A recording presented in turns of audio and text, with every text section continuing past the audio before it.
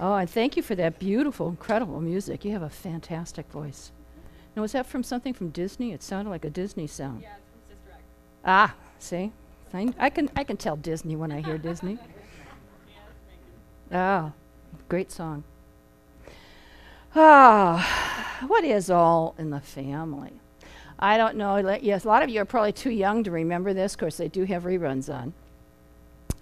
And Archie and Edith and Meathead and Sally. And when I thought of this, I thought of the show All in the Family, and you know how it starts out, boy, the way Glenn Miller played, and a lot of you probably don't know Glenn Miller either. Songs that made the hit parade, I'm sure you probably don't know that either. But I relate. Guys like us, we had it made. Those were the days. And, you know, I thought, you know, it's not really about that family. It isn't. It's not really about that family at all. It's about this one.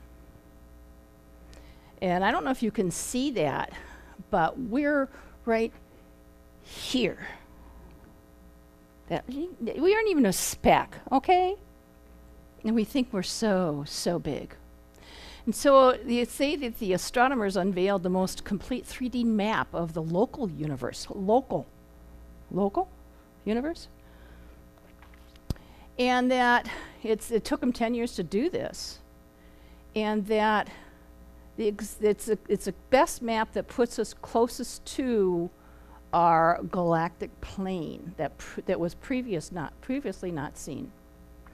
So that means that they put us beyond our generally obscured dust, what was generally obscured by dust.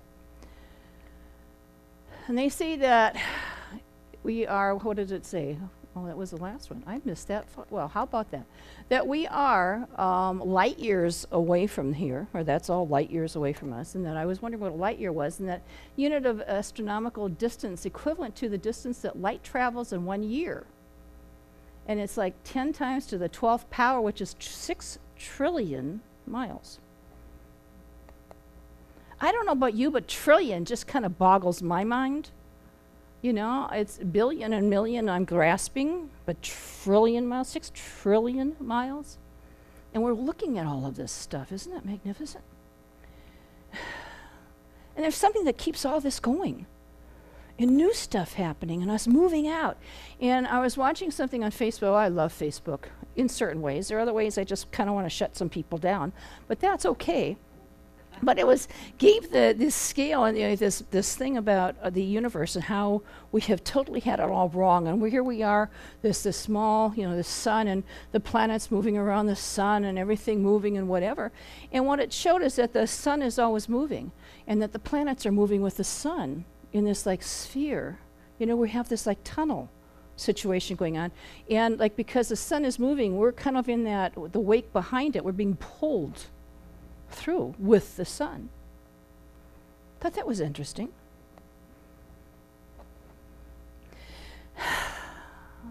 But I don't really want to talk about all that.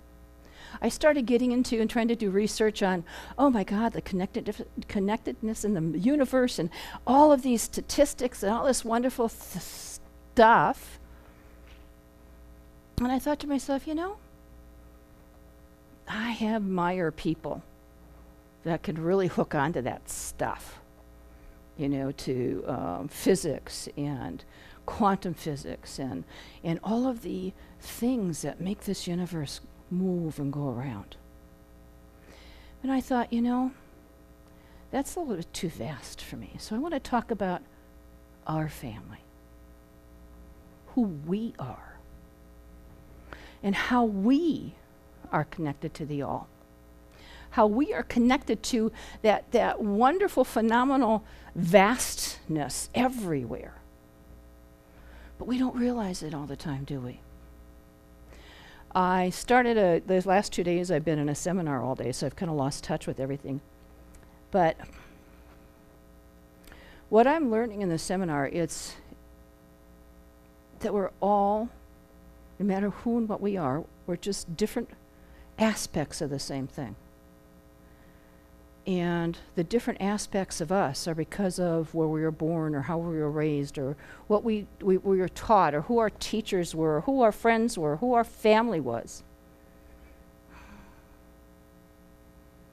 And how dynamic we really are. How dynamic we are. How dynamic do you feel right now? You're sitting in the seat and you're going, I thank my friends that I haven't seen in a while for being here. I really do. And I'm not going to say new or old friends. They're beautiful friends. But I started thinking about our connectedness, our how we are so entwined that we don't understand it. And Charles DeLint, I do believe in everyday sort of magic, the inexplicable connectedness we sometimes experience with places, people, works of art, and the likes. The eerie appropriateness of moments of synchronicity. The whispered voice, the hidden presence when we think we're alone. I like that, the whispered voice, the hidden presence. Have you ever been thinking about somebody and they'll call you? Right? It happens. Or a couple days later you run into them. Or someone that knows them and you talk about them. How about, what are some other things that we can link in synchronicity that says that, oh, it's just a dumb coincidence? Or how many times we say, I was just thinking about you. There's no such thing as coincidence. We hear that. And why is that? Why is there no such thing as coincidence? Because we're all connected. There's only one here. There's only one big pot we all think into. How is that for a graphic illustration? This big, sometimes cesspool, and sometimes a beautiful lake. It all depends on where your mind is, isn't it? But see, we're all part of all of it. Sometimes that's hard to believe. It's hard to grasp.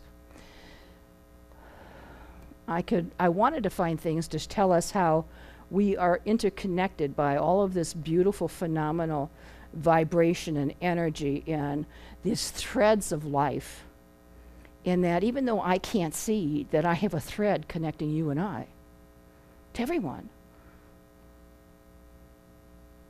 It's there. And it's the same thing, I'm connected to this. And I'm connected to that chair back there, and I'm connected to this floor. And we're exchanging atoms and molecules all the time. Right? That we don't understand that. So we go along in our life, and we just kind of trip along, and we just keep going on whatever it is that we're doing.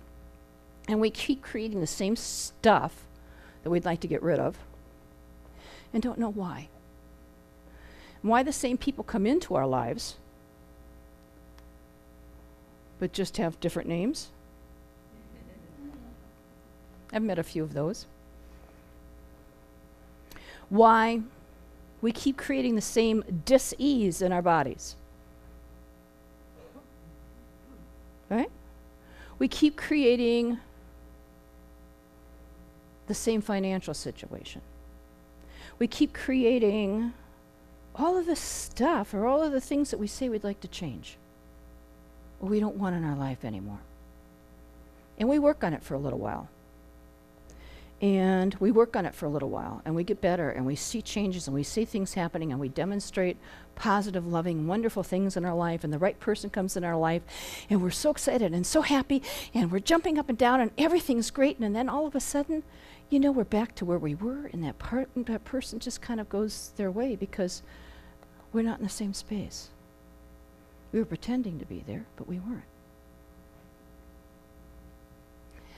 I love Ernest. I thank Ernest every single day for his wisdom, his intelligence, and his ability to speak to us in a way that helps us to understand how this universe works. In truth, the universe is inside of each of us and all around us too. There is no way you could ever separate yourself from the vast cosmos, even if you wanted to. When you are emerged into a creation, perhaps thousands of years ago, your existence became irreplaceable. Wow, I'm irreplaceable. Kind of a good feeling, huh? I am creative and exuberant and beautiful and fantastic. Wow. And then I go home and somebody calls me and says, "Oh, you jerk."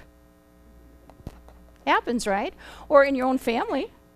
And I take that on and say, "Oh, crap, my day was so good up until now." And I take on their negativity. And why do I do that? How can I take their negativity onto me? How do I do that? Why do I do that? Oh, it's so quiet in here. I'm not going to raise my hand or say anything because I'm on camera and somebody might understand that I don't really know what is really going on and I don't want to look like a fool. Well, guess what? Join me. Life. Pardon? That's it. There's some part of us, inside of us somewhere, that says, yes, you're right, I am a jerk. Because somebody somewhere called me one, or told me I was. There's some part of me that understands or believes every or any negative that's in our lives. When somebody talks to you or yells at you or expounds in ways that you would rather not have them expound, the first thing we do is what? You pull in and you contract and you go, yes. Your subconscious mind says, see? I told you so. See, I told you so. You can't hide from me. I'll bring people into your life to prove to you everything you're thinking is the truth about you. And I know the truth because I've heard it. And because I keep saying it over and over and over again because I want to get it right. And how often do we think about that? How often do we think about our thoughts? Just set a timer every 5 minutes and go, God, what was I thinking? I've tried it. Doesn't work. I still don't know what I'm thinking after 5 minutes. I don't know about you guys. I'll go back and go, oh my God, what was I thinking? Well, I was involved in this or involved in that, or somebody walked into your office and they're the kind of person that you really don't want in your office, or you hear somebody screaming in the background and you think, oh, that jerk. Why don't they just shut up? And when you put that negativity back out into the universe, when you put it back out into your anywhere, what you're creating is you're putting gasoline on a fire. How many times do we look at the news? Oh, I try not to. I work on not looking at the news. I work on not seeing.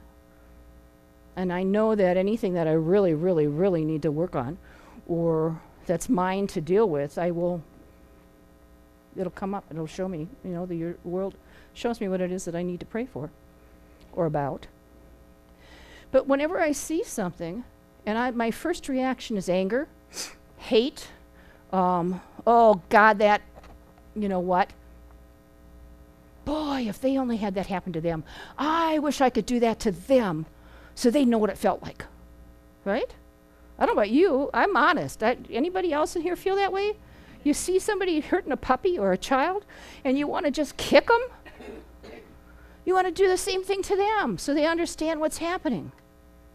And what we do when we do that with our negativity and our explosion of this negative atmosphere into more, because we're all one and we're thinking and feeling and doing into one space, you're adding kerosene to that fire.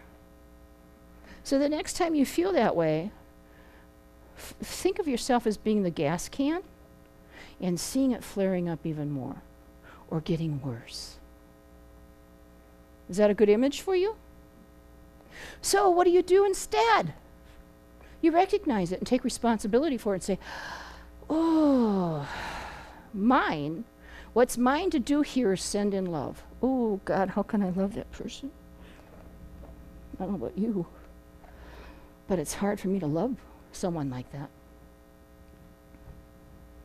What's mine to do? is to know that there's God right there and in action. And when I see it as an injustice, or I see it as that negativity, mine to do is put in a positive affirmation or a positive loving statement. No, I know God is here too, and I see a positive highest result no matter what's happening. The highest and best is going to be happening and coming out of this situation. You didn't know that when the Titanic hit the iceberg and all those people died, that it changed what happened on boats after that. Did we see that? No. When a mother lost her child to a drunk driver, and I remember when I was a kid, you know, I'm small town in Wisconsin, so a lot of you know, and the police, if they found somebody or stopped your parents or whomever are out drinking, they would pull them over and say, "Hey, hi, Charlie, how you doing tonight?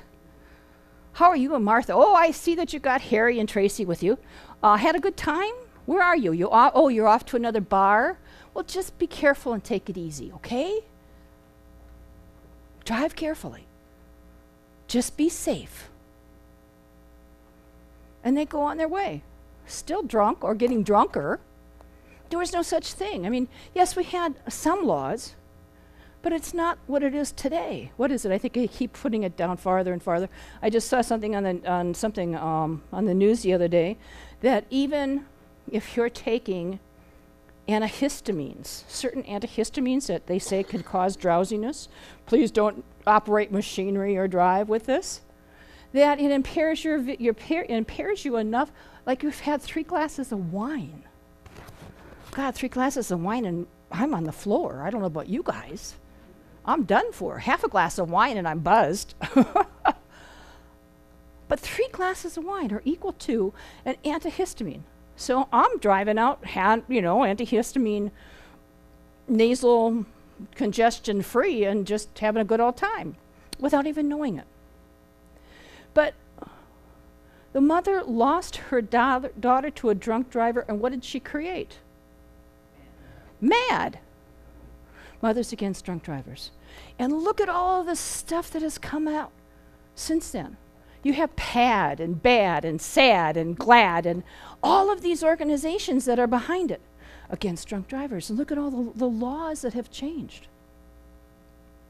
So if we're looking at a situation, getting back to my point, which sometimes I kind of convolute it and get a long way around, but getting back to my point is,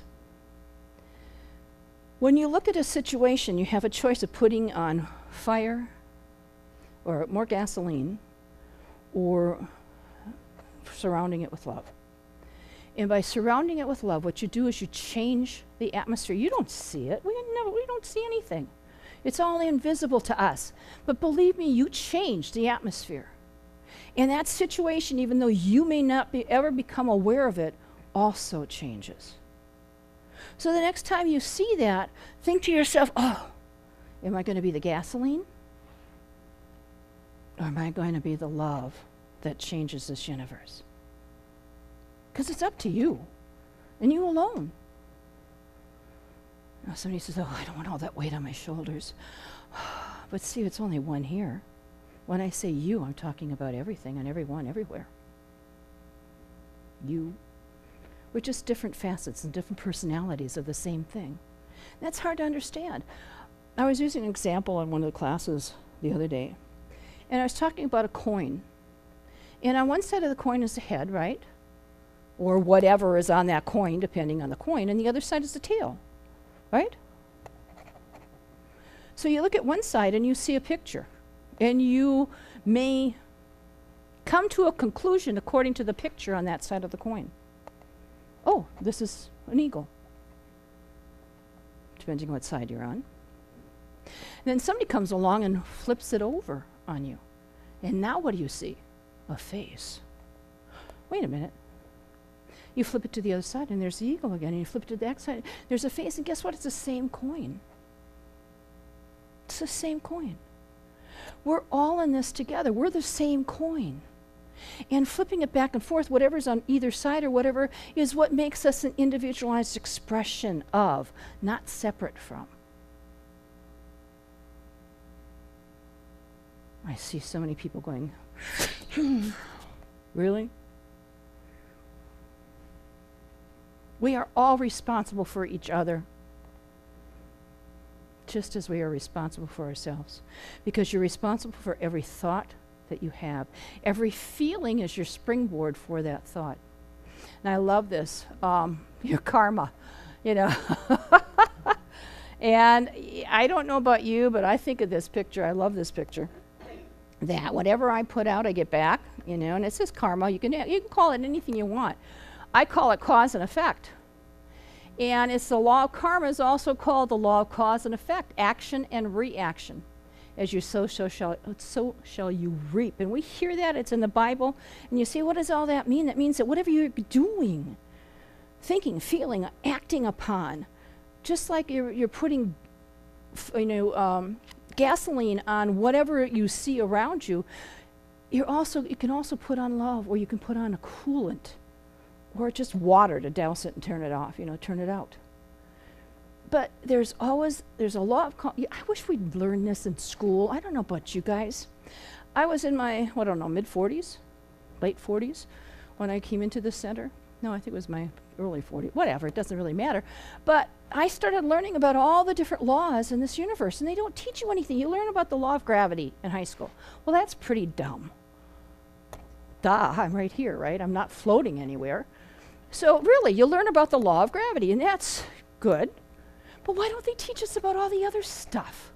The stuff that really keeps us here, that really keeps us connected. Law of cause and effect.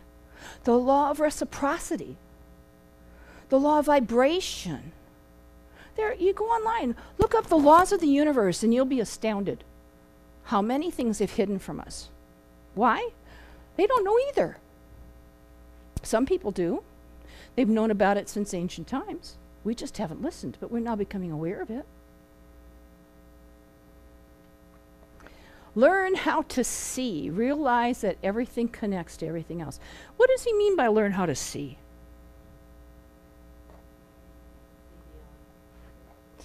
Yeah, see beyond the personality. See beyond the facade that we call this body or whatever else. See beyond the situation. And how do we do that? I like to quote to myself, come out wherever you are. I know God's in there somewhere. I know, come on, show me. I know you're there somewhere. And if I don't see you, it's okay, because I still know you're there. And what happens is the more you do that, I guarantee this, try it, the more you do that, the more you look at people and say, I know God is there. No matter who they are, what they're spitting and spewing back at you, no matter what you're seeing, when you call God forth, you see God. When you call that loving spirit forth, you see love and spirit.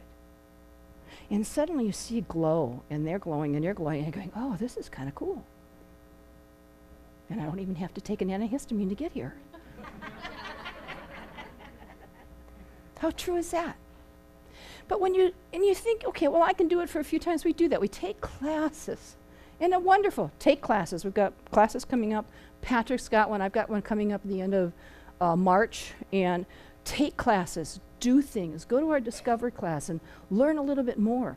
But the more you learn and the more you practice, oh, that's that dreaded P word, I know. Practice. Practice. And that means you do it every day. Oh, woe is me. I don't have time. Right? Oh, I get up in the morning and I'm on the run. Why? How about getting up 5 minutes earlier? 10 minutes earlier? Oh, you don't know my life. Right? That's the first thing you think. You don't know what's going on in my life. I have so many things going on. I'm just moving fast. And everything that I'm doing in the morning and everything that I'm going in the morning. And oh my God, I just have to run and run and run. And I don't have time to do anything, and much less, meditate. Oh, I see somebody relates to that. So get up 5 minutes earlier, and maybe 6 minutes earlier the day before that, or the day after that, or 7 minutes earlier the day before that. And all you have to do is sit on the edge of your bed, or do whatever you have to do first thing in the morning, and then sit on the edge of your bed. And just take a deep breath and say, thank you, God, for this day. Let me see you in everyone and everything. Let me see you. Come to me. Show me. Show me where you are. Because if I say, come out wherever you are, guess what? God peeks through the screen and says, hi. You'll be surprised and amazed. And if you keep doing that more and more, and more, you won't ever meet anybody that's a stranger. And the people that may have a different mindset that you would need to keep away from, let's say, you will feel that and you won't even go near them. But what do? If you felt that with a person, somebody coming at you or toward you, not in a situation where you got to fight or flight. Let's not go there. But we feel people's energy, right? And so somebody in an office or somebody you stand next to in a grocery store, you can kind of feel their negative energy. Where do you go? What do you do? Run? No. You may walk away nicely and then you send them love because you don't know what the heck's going on in their life. You don't know what's going on in their life. I remember a story when I first started out. I was in the chamber and I had one of these classes. And it was one of these things where it was about integrity. And you had to look at pictures and decide what the picture was saying or read a story and make a decision about the story, about what you would do or what you'd think. And I wasn't in this teaching yet, so what can I say? Anyway, so it was a story about a young man, and he was a box boy, and he was in an aisle, and he was doing all the boxes and filling the store aisles with food and whatever. And this one woman came up to him and asked him where something was. He said, oh, it's over. He didn't even look at her. Oh, it's like over on aisle 10 or something. Well, she goes over to aisle 10, and it's not there. So she comes back to him, and he's still kind of on the floor filling his shelves or whatever. And she said, it's not on aisle 10. Where is blah, blah, blah? And he said, well, then try aisle 8. Well, she's not in a good mood either, obviously. And so she tromps to aisle 8, and it's not there either. So she goes to the manager and says, that box boy over on aisle whatever, you got to fire him because he just is so rude and so nasty. And he said, honey, give her a break. Her father died this morning. Give him a break. His father died this morning. My thought is, okay, why wouldn't he be home with the family? But you never know anybody's situation, do you?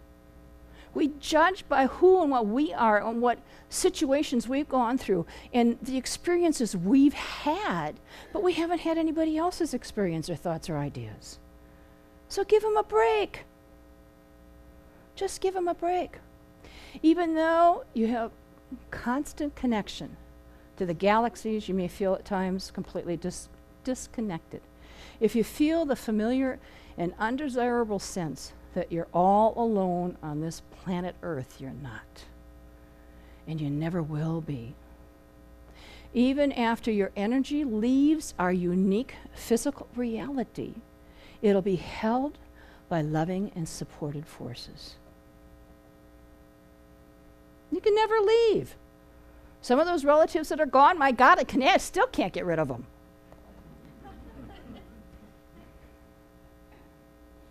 So if I can't get rid of anything, what do? I turn it into love. We're always guided. I love that. And that's the other thing that I really want to get into is the fact that we're always guided. How many hear voices in your head? It's okay. It's okay. You can raise your hand. But how do we determine which is God's voice? Or the voice of the whatever you want to call it, the infinite intelligence or the voice of that wonderful wisdom coming through, versus the guy in the cubicle next door, or somebody over in Iran, or somebody over somewhere else, because we're all in one pool, right? So how do we tell whose voice is whose? How do we tell if it's something we should listen to or not? And I have one very good way. Is it coming from your ego? Me, I, whatever. and it's going to be good for me, and I am going to do this, and I am going to be recognized for this? Or is it coming from your heart? How is this going to affect the universe, and how can I make it better? That easy enough?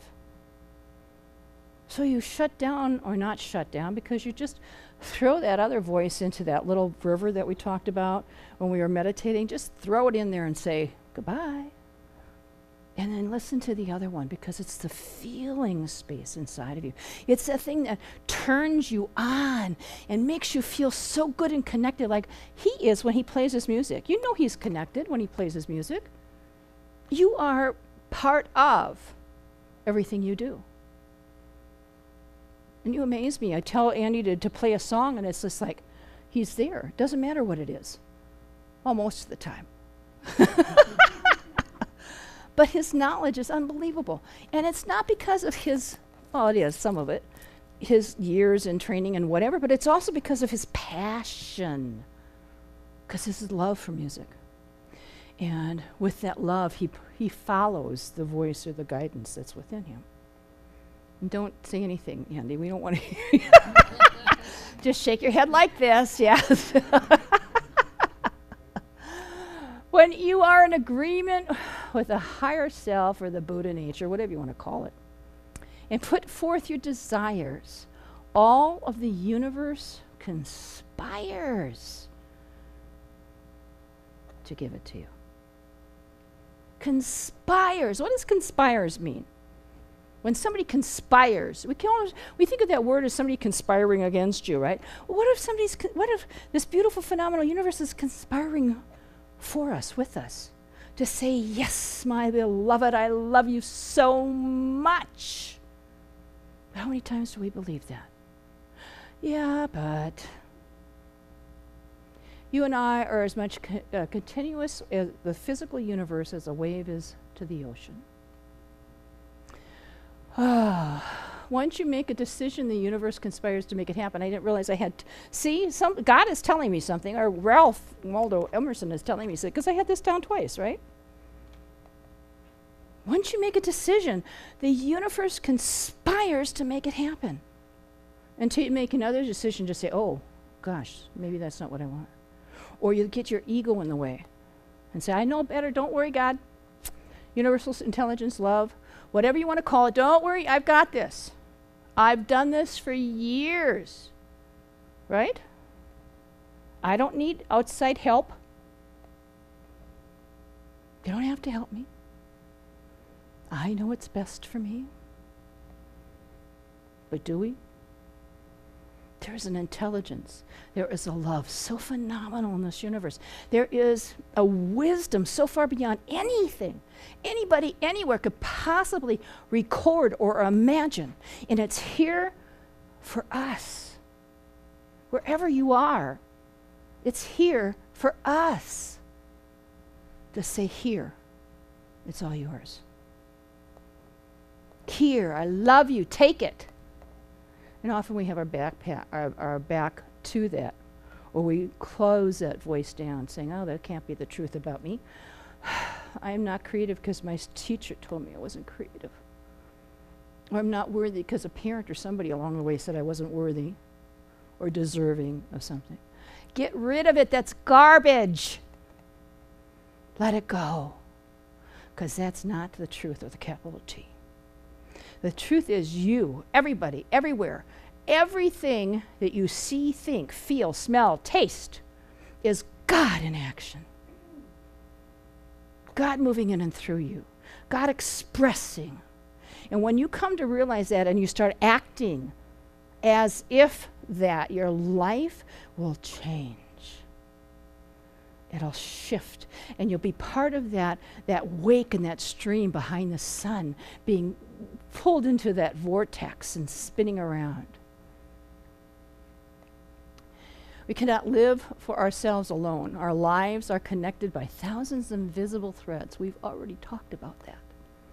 Being miserable is a habit. Being happy is a habit, so the choice is yours. What are you going to choose? Happy. I love that song. Happy. I am happy. Let that be your mantra today. I'm happy. Today I am happy. Today I see God, and even if I have to say, come out wherever you are. I see you. I understand you're there. And I love this from John Lennon. When I went to school, they asked me what I wanted to be when I grew up, and I wrote down happy. Hey, that's a cool answer. I would never think of that, but John Lennon would. They told me that I didn't understand the assignment, and I told them they don't understand life. Well, hey, I like that too. It's wonderful. It's the truth. Okay.